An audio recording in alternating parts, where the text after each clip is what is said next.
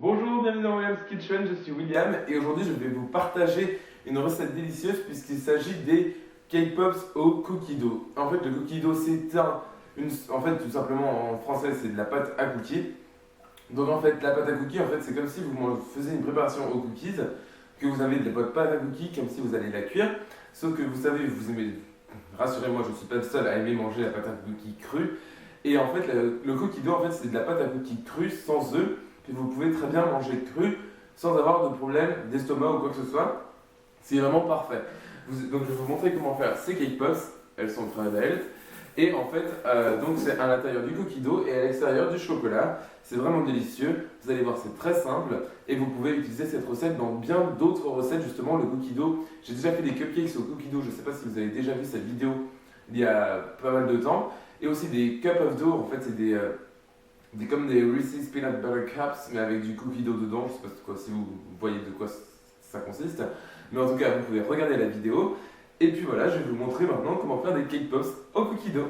Alors pour ma préparation au cookie dough qui sera à l'intérieur de mes cake pops, vous aurez besoin de 225 g de beurre doux à température ambiante, 200 g de sucre blanc, 200 g de sucre de type vergeoise, donc c'est ce sucre assez épais que vous pouvez trouver soit sous forme blonde ou brune. Personnellement, je préfère le sucre saveur vergeoise blonde pour cette recette. Ensuite, 250 g de farine normale, une pincée de sel, une cuillère à café et demi d'extrait naturel liquide ou en poudre de vanille, bien sûr naturel, attention, 100 ml de lait demi-écrémé ou entier comme vous voulez, et ensuite des pépites de chocolat. Donc un minimum de 200 g, vous pouvez très bien aller jusqu'à 300 g si vous êtes vraiment très gourmand. Donc ce que l'on va d'abord faire, c'est battre notre beurre à température ambiante. Vous pouvez voir, j'utilise un fouet électrique, mais vous pouvez très bien utiliser votre KitchenAid si vous avez la chance d'en posséder un, ou alors un fouet normal, ça prendra juste un peu plus de temps. Voilà, donc ce que je vais faire, c'est en fait battre mon beurre avec mes deux sortes de sucre à l'aide de mon fouet électrique jusqu'à ce que le mélange devienne léger, aéré et moins coloré, justement, qu'il s'éclaircisse. Pardon.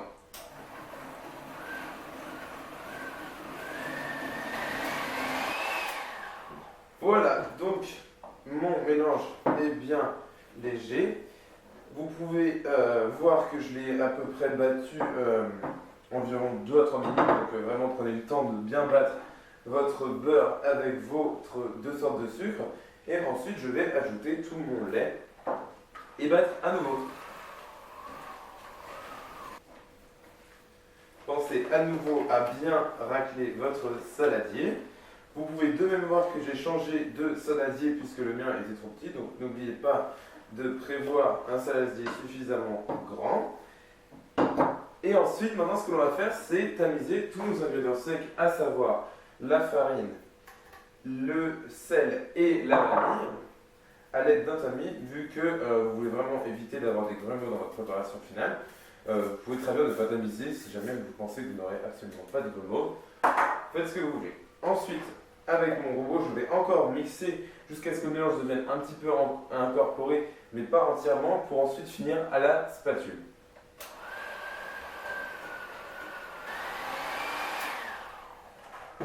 Voilà, donc maintenant je vais passer à la spatule, comme ceci.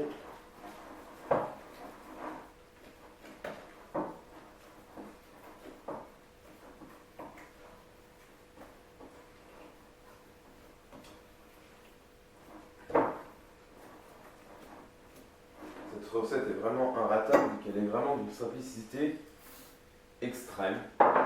Et donc maintenant, en fait, j'ajoute, comme vous pouvez voir, mes pépites de chocolat dans ma préparation, comme ceci.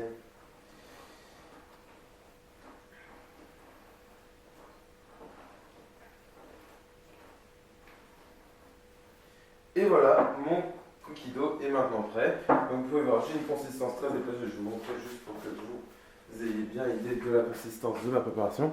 Donc vous pouvez voir, c'est bien une préparation bien épaisse, comme ceci, qui en fait ressemble particulièrement à de la pâte à cookies normale, sauf qu'il n'y a pas d'œuf dedans, c'est pour ça qu'elle est parfaite pour à manger cru et c'est fait exprès justement. Donc maintenant que mon cookie dough est prêt, comme vous pouvez voir, aussi si jamais vous vous posez la question, vous pouvez voir que mon cookie dough est bien plus clair que dans l'autre vidéo de cookie dough que j'ai déjà fait dans ma chaîne YouTube il y a longtemps, au début de l'année dernière, où mon cookie dough était beaucoup plus marron et plus cuivré. Mais en fait, c'est parce que j'utilisais du sucre de type vergeoise brune. Dans cette vidéo là, je vous montre avec du sucre de vergeoise type blonde. Mais après, vous pouvez très bien choisir le goût que vous préférez. Personnellement, j'ai déjà essayé les deux et je préfère largement le sucre de vergeoise blond qui est un peu moins fort en goût vu que le sucre de vergeoise brun est beaucoup trop fort pour ce genre de recette. Je préfère l'utiliser dans des recettes qui vont au four et qui cuisent. Voilà. Donc maintenant, ce que vous allez faire, c'est mettre votre cookie dough pendant 30 minutes, 15 à 30 minutes au réfrigérateur pour qu'il durcisse bien, pour qu'ensuite on puisse faire des boules avec et l'entourer de chocolat pour faire des cake pops délicieuses. Alors vous pouvez voir mon cookie dough a bien reposé au réfrigérateur. Donc ce que nous allons faire maintenant, donc c'est des petites boules.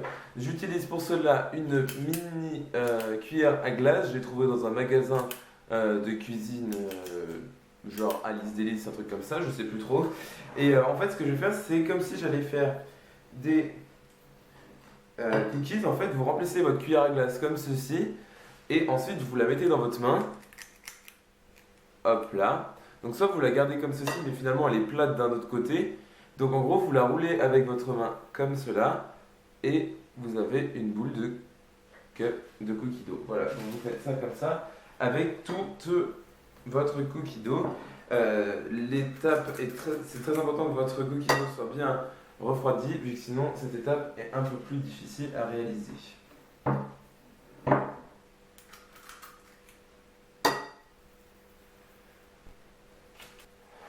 Alors mes cookies dough, mes petites boules de cookies dough, comme vous pouvez voir, sont bien restées au finalement congélateur pour que ça aille plus vite pendant environ 1h30 en fait finalement. Donc voilà, elles sont bien dures. C'est parfait pour faire nos cake pops. Maintenant, ce que vous allez faire, c'est utiliser des petits bâtonnets en plastique spécial cake pops et du chocolat noir fondu. J'en ai à peu près ici un peu plus de 200 grammes. Ensuite, j'ai aussi une boîte que j'ai fait en alu avec des trous dedans. En fait, c'est une boîte à chaussures que j'ai placée avec des trous pour ensuite que nos cake pops puissent tenir dans la boîte. Vous pouvez acheter ça en plastique très cher dans les magasins de cuisine si vous voulez. Mais ça, c'est une version gratuite et simple à faire. Donc maintenant, ce que je vais faire en fait, c'est tremper le bout de mon bâtonnet en plastique dans mon chocolat qui n'est pas complètement fondu encore, mais c'est pas grave, et le planter dans ma cookie dough balls au final, vu que ce sont des petites boules de cookie dough, comme ceci, et je vais faire ça en fait avec tous mes bâtonnets. Et une fois que j'ai enfoncé un bâtonnet dans chacune de mes cookies dough balls, en fait je vais les remettre encore 5 minutes à peine au réfrigérateur pour que le chocolat durcisse et qu'ensuite je puisse les glacer au chocolat entièrement.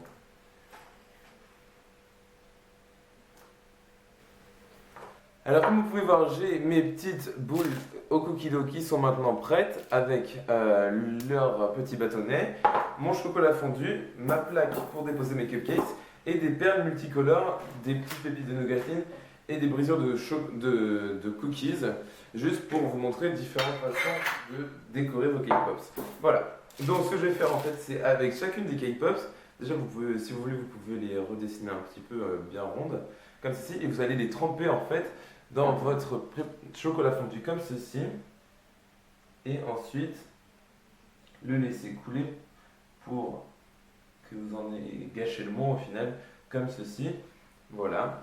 Et ensuite ce que vous allez faire, c'est le planter dans votre petit cake pop stand, comme on dirait en anglais, donc votre petit présentoir à cake pops. Ici je vais mettre des brisures de gâteau. Vous pouvez voir, j'ai mis de l'aluminium sur ma boîte, non seulement pour éviter tout contact avec la boîte à chaussures qui n'est pas forcément très hygiénique, donc de l'aluminium, mais aussi comme ça, après je peux l'enlever, en remettre pour la prochaine fois, et donc bien salir mon aluminium sans vraiment faire gaffe avec le chocolat. Donc voilà, maintenant je peux mettre des pépites de nougatine par exemple, comme ceci. Par exemple. Ensuite, je vais vous montrer une troisième fois. Donc, comme d'habitude, j'appuie bien ma petite boule, je la plante comme ceci, je tourne, voilà. Et ce que vous pouvez même faire pour que tout votre boule soit recouverte, c'est la tremper comme ceci directement dans vos miettes de cookies par exemple, comme ceci. Et là, vous avez une boule qui est entièrement recouverte et c'est quand même très joli. Et vous allez voir, c'est parfait dans le thème puisque ça fait vraiment cookies et puisque c'est au cookie dough, c'est vraiment parfait. Voilà, donc ce que je vais faire, c'est continuer à faire toutes mes cake pops et puis après, je vais vous montrer le résultat en vous montrant la tailleur d'une des cake pops. Alors, comme vous pouvez voir, mes cake pops sont maintenant prêtes, donc voilà, elles sont bien belles. Je vais vous en montrer l'intérieur quand même d'une. Voici, donc vous les tenez comme ceci et vous les mangez comme une sucette en fait. Mais c'est délicieux. Donc à l'intérieur vous avez le cookie dough, à l'extérieur le chocolat, le cookie à l'extérieur pour faire un peu croquant.